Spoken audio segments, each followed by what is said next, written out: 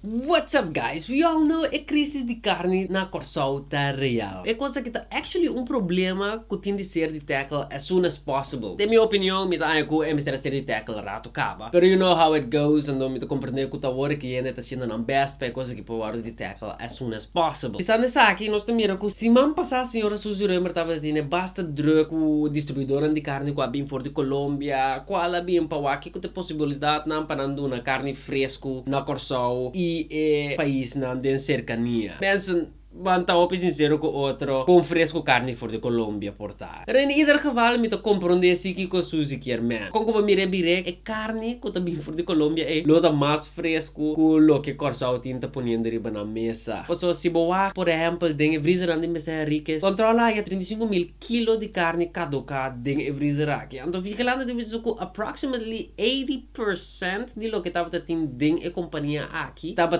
caduca. And some of them tava caduca for the aya 2011 and some of them had stickers dating kunalo akaduka past den 2019. I mean, this is really utterly disgusting. Bopo imaginabo ko e carne nang ko hindi tava tahaya pa come. Tava ta carne nang ko porta mesmo bio ko mucha de 6 anos agora que it's really sickening. Ano de querer te saki talo que a trigger mis rumor pa state ko for the awe mi tahala linha. Ora mi alesa e cosa aqui de weekend mi tava tamani awo that to all or at least straf patur. Pero rumor su definição de linha tá carta que te explica que o governo lo sigue e controla anto que o governo por assim. Wow.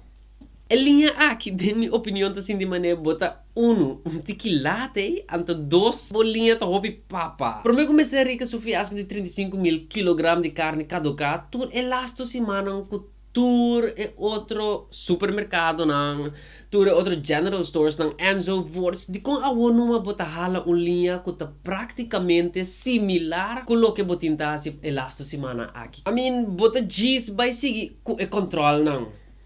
Okay, like the thing is, I'm not gonna ask di kung linha no asera la for di promeco ture cosa que passa pa se seita mas low blow. Pero di combo no ahala linha for di na Centrum Supermarket. Of for di ora bo a ripara cos na goisko. Di kono tini yung gevolg pa nan tambe. Di kono tinde carta tira ko yo, pa esnan ko no sa hayong pare si man pasa ko cos danya tin costa bim pa bos nan tambe. Senhora Römer sige biso ko suppose inspection lo sera si riba costan de bebe, come e tambe riba esnan ko ta prepara algo e conta trata com entre outro carne não.